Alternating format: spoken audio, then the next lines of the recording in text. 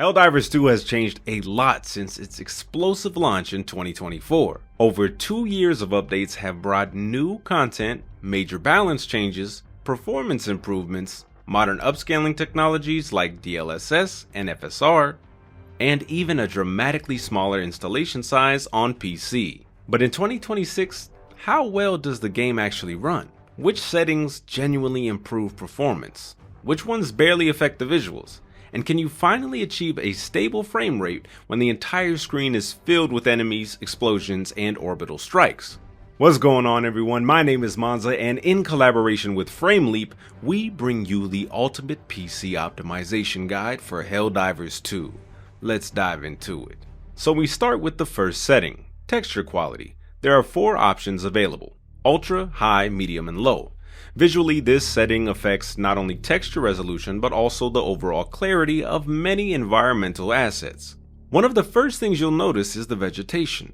On Ultra, the leaves are much sharper and better defined, while on Low, they look noticeably softer and blurrier. Another clear example is the training facility sign in the background. On Low, the smaller text becomes almost completely unreadable, whereas Ultra keeps everything sharp and fully legible. Higher settings also preserve much more fine surface detail throughout the environment. Rocks, for example, retain noticeably more small cracks, bumps, and texture variation, making surfaces appear much more natural. Character materials benefit as well. The Helldivers logo on the main character's armor remains sharp and clearly visible on Ultra, while on Low it becomes noticeably blurred. As for performance, here's what we measured. On Low, the game uses around 6.8 GB of VRAM. Medium increases that to 7.1 GB, while both High and Ultra sit at roughly 7.3 GB at 4K. Next up is Object Detail Quality. From our testing, this setting primarily controls the rendering distance of LODs, the distance at which higher detail models remain visible. The higher the setting, the less noticeable object pop-in becomes. You can clearly see this with the rocks in our test scene. On lower settings, the rock suddenly changes its geometry just a few meters after moving away from it. On High, this issue is almost completely gone. That's really the biggest visual difference that this setting makes. As for performance, here's what we measured. At Low, we get 120 FPS. Moving up to Medium brings that down slightly to 118 FPS. While High averages 116 FPS. VRAM usage is almost identical, although Medium and High uses roughly 200 MB more memory. CPU performance tells a bit of a different story. In our CPU limited test, frame rate dropped from roughly 245 FPS on Low to around 231 FPS on High, making this one of the more CPU intensive settings in the game. Moving on to render distance. At first glance, this seems very similar to Object Detail Quality, since both appear to influence rendering distance. Surprisingly though, this setting has a much smaller impact.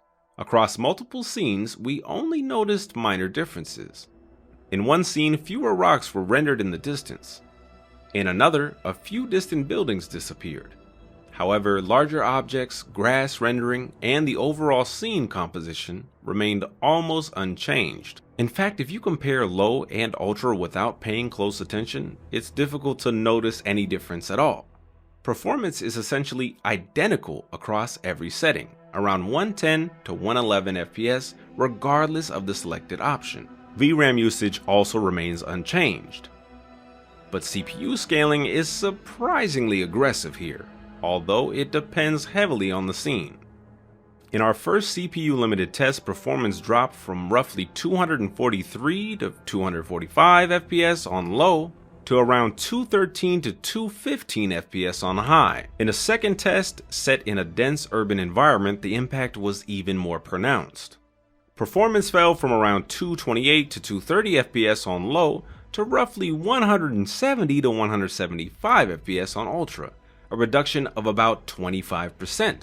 Considering how subtle the visual differences are, that's a surprisingly high CPU cost, making render distance one of the most CPU intensive settings in the game when large numbers of objects are being rendered. Next is shadow quality. Looking at the forest scene, the overall visual difference is fairly small and mostly comes down to shadow resolution. As we move from ultra down to lower settings, the shadows gradually become less stable and noticeably more prone to flickering. The biggest difference appears between ultra and low. On ultra, dynamic objects like grass cast proper shadows, while on low, those shadows disappear entirely. Another good example is the main Helldivers cape. On ultra, it casts a visible shadow, whereas on low, that shadow is missing completely. That said, even on ultra, shadow quality still leaves a lot to be desired. Edges are heavily aliased, with plenty of visible jagged edges, so the overall implementation feels rather underwhelming.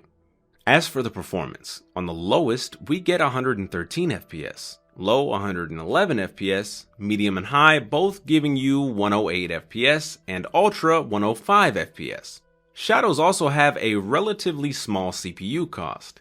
In our CPU limited scenario, enabling the highest shadow quality reduced performance from roughly 243 FPS to around 230 FPS. That's a 6% difference. It's not a major hit, but it's still worth keeping in mind if you're trying to maximize CPU performance.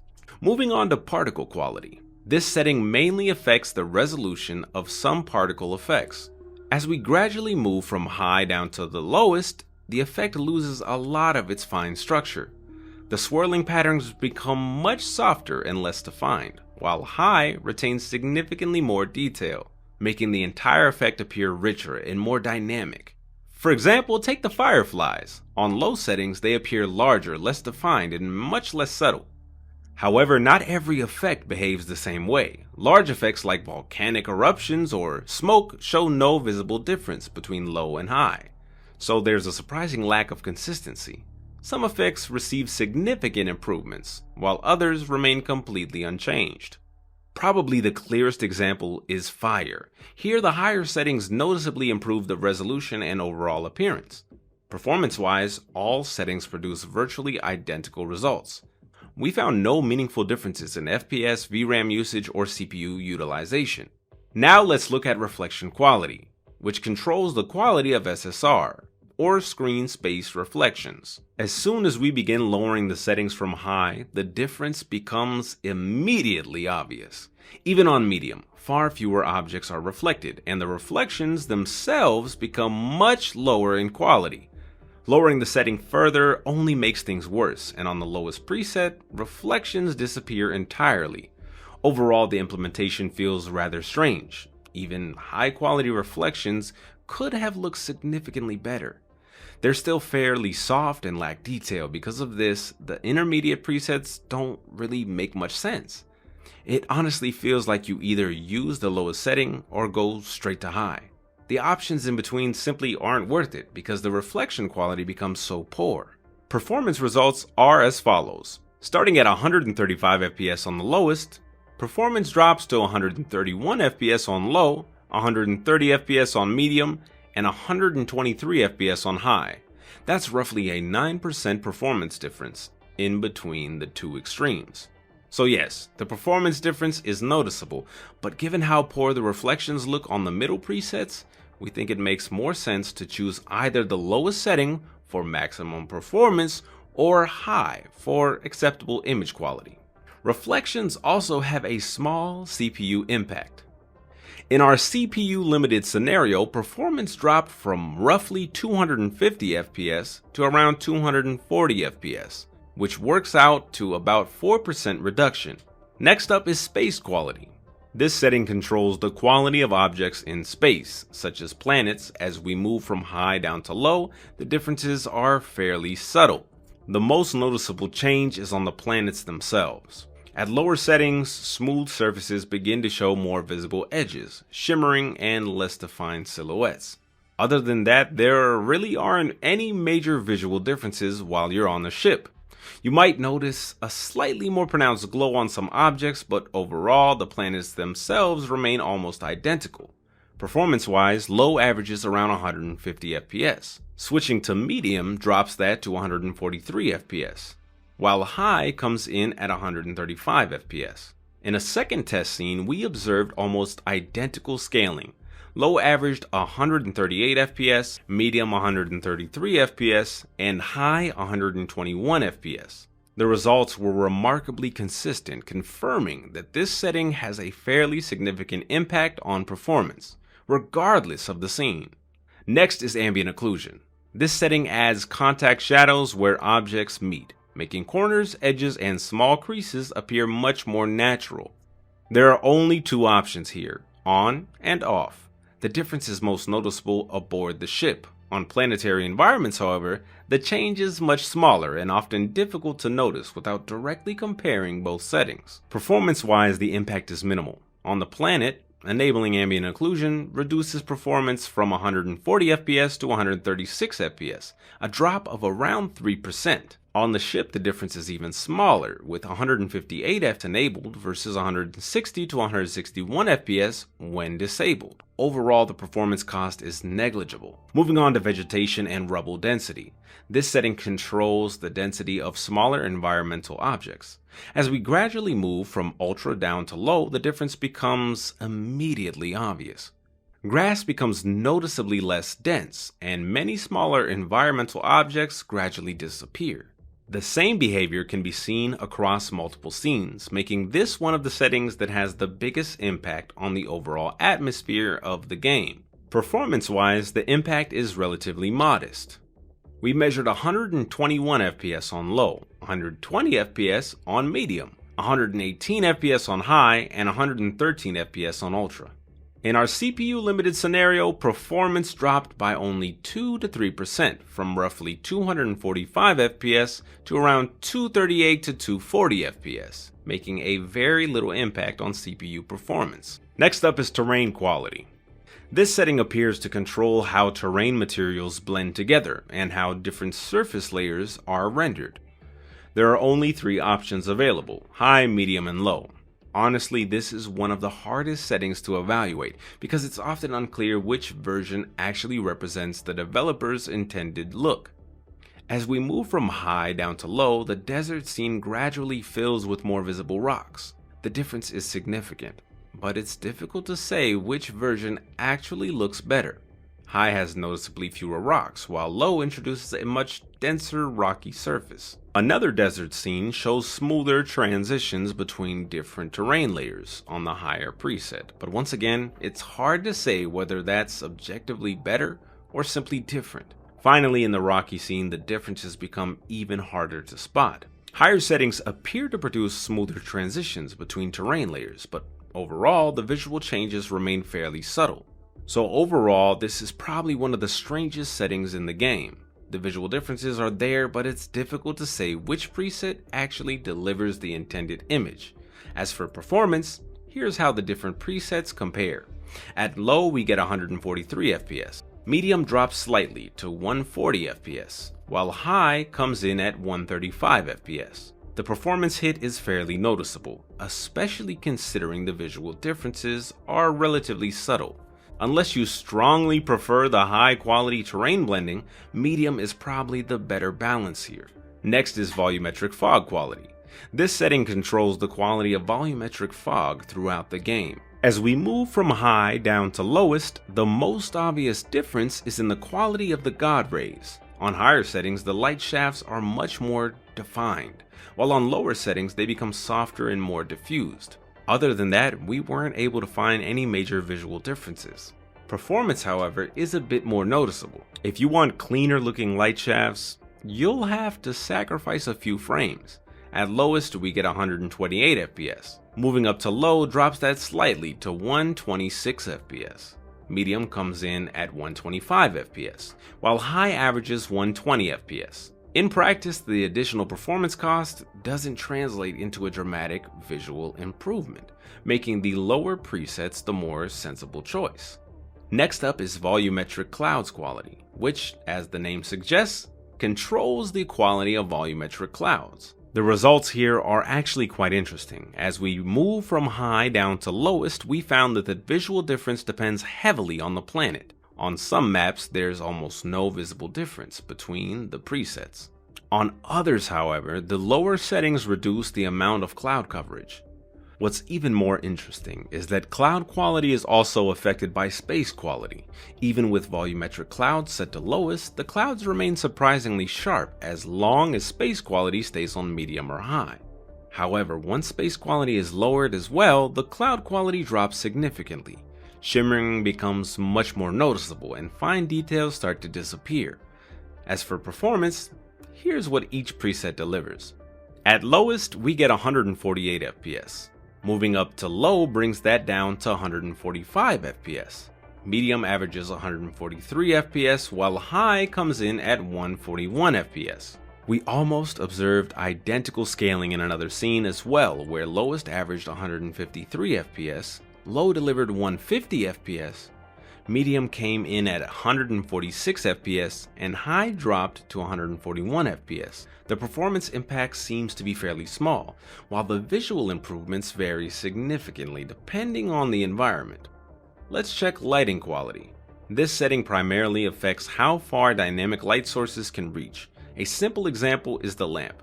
As we move from high down to low, the light gradually reaches a shorter distance. On low, it doesn't even illuminate the floor, while on high, the light extends much farther and lights up the entire area. Aside from the light range, we couldn't find any major visual differences.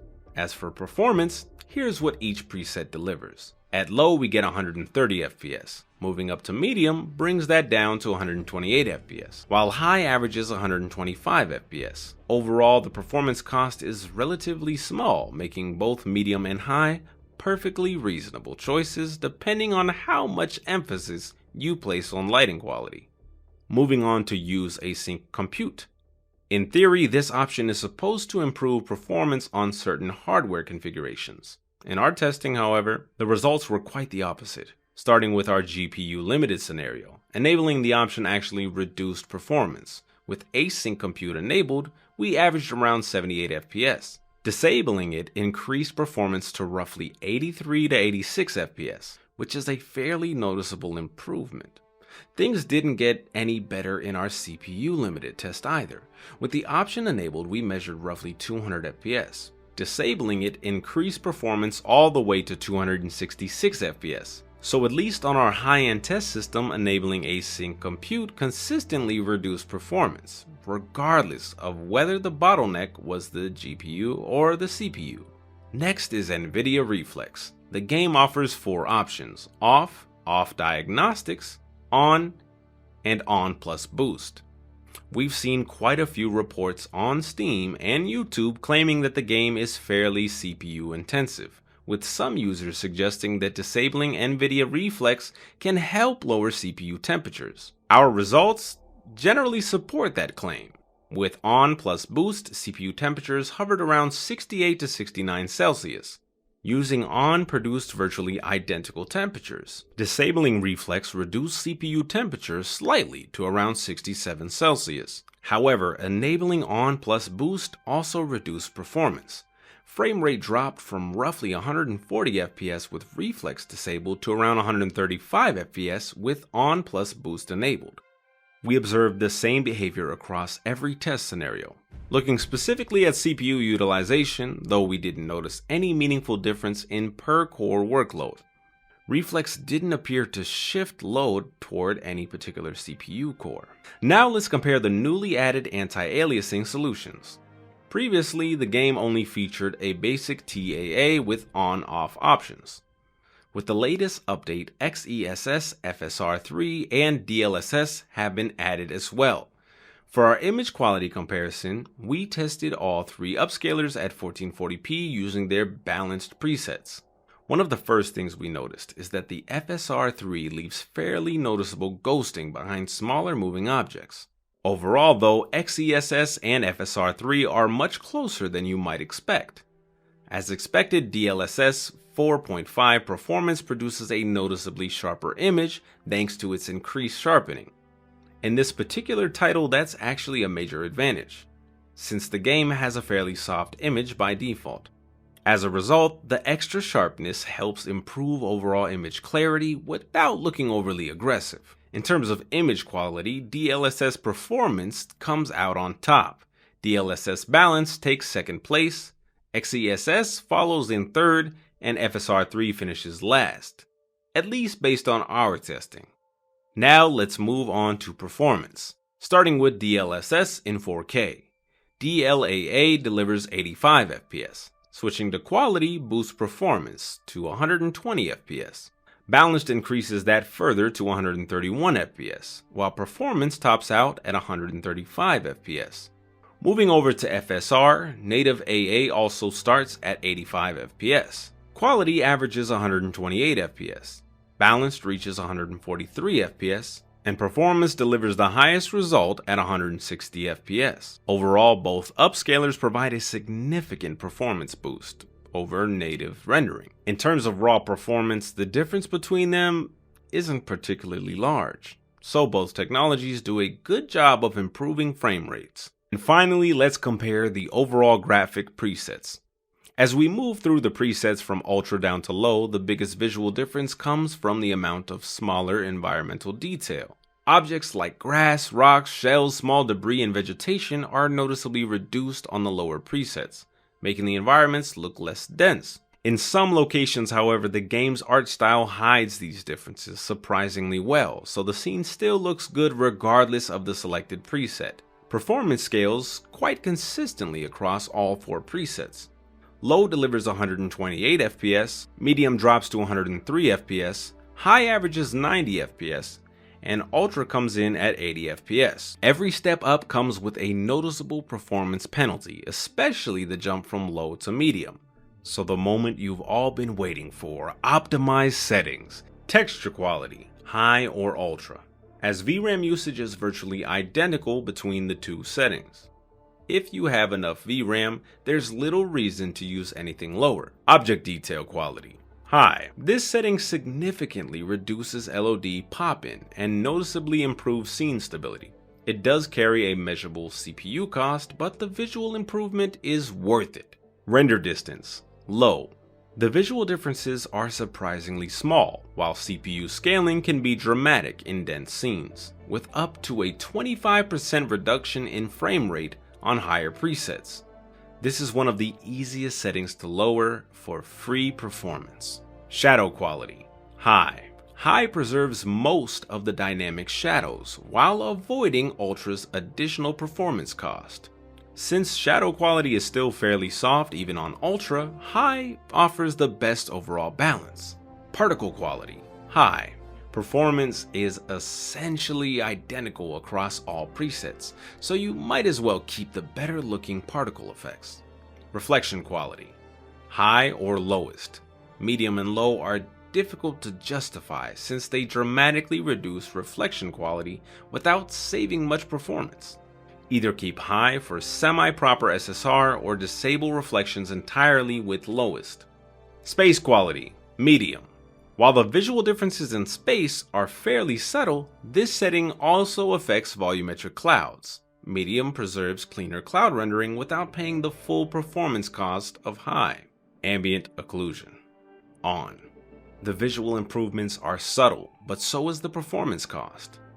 Since enabling it only costs around 1 to 3% performance, it's worth leaving on for the added depth and contact shadows. Vegetation and rubble density, high or ultra. High offers the best performance to quality ratio, but ultra significantly reduces vegetation pop-in on some planets. If those distractions bother you, ultra is the better option, despite its higher performance cost. Terrain quality, medium. The visual differences are inconsistent and often difficult to judge, while high costs several frames for unknown visual improvement. Volumetric fog quality, low or medium. The main improvement is slightly better defined God rays. Low already delivers a good balance, while medium is a reasonable option if you prefer cleaner volumetric lighting. Volumetric clouds quality, lowest.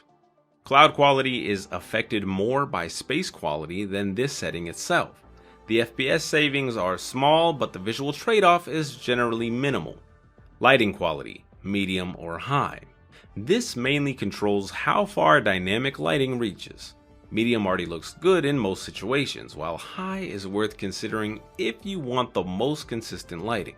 Use Async Compute, off. on our test system, enabling it consistently reduced performance in both GPU and CPU limited scenarios. NVIDIA Reflex off. It slightly lowered performance without providing any measurable FPS or input latency improvements in our testing. Finally, let's compare our optimized settings with the Ultra preset side by side. Starting with the default Ultra preset, our optimized settings improve performance from 86 FPS to 100 FPS, an increase of roughly 16% while preserving virtually the same visual quality during normal gameplay. Most of the differences only become apparent when you compare the image side by side or deliberately look for them. For those who prefer even higher frame rates, we also created a performance optimized preset. By lowering just a handful of settings with the weakest visual impact, such as reflections, lighting quality, and volumetric fog, we're able to push performance even further to 110 FPS, which is almost 28% faster than the default Ultra preset. Despite the additional performance gain, the overall presentation remains remarkably close to our standard optimized preset. The benefits don't stop there. Even in a CPU limited scenario, the optimized preset maintains a measurable advantage, improving performance from 176 FPS to 193 FPS, an increase of nearly 10%. This isn't just a GPU optimization. Reducing the CPU overhead of several graphics settings also results in consistently higher frame rates when the processor becomes the bottleneck. To wrap things up, let's see how our optimized settings perform across 3 different RTX GPUs. The RTX 5060 representing the entry-level segment, the RTX 5070 for the mid-range, and the RTX 5080 for high-end systems. Starting with 4K using DLSS quality, the RTX 5060 averages around 65 FPS. The RTX 5070 reaches roughly 108 FPS, while the RTX 5080 delivers an impressive 150 FPS. Dropping down to 1440p, performance increases substantially. The RTX 5060 averages around 120 FPS. The RTX 5070 reaches approximately 182 FPS. And the RTX 5080 pushes well beyond 230 FPS. We also repeated the test on a random game planet. The results remained very similar, suggesting that performance is fairly consistent across different environments, rather than depending heavily on a specific benchmark location. Overall, these optimized settings provide a very solid experience across every RTX GPU we tested. Whether you're targeting a smooth 60 FPS at 4K, or high refresh rate gameplay at 1440p, there's plenty of performance available without sacrificing much image quality. That is all for our optimization guide on Helldivers 2. We hope you enjoyed it. Let us know if you have any comments, questions down below. This has been Monza with Frame Leap. We'll see you in the next video.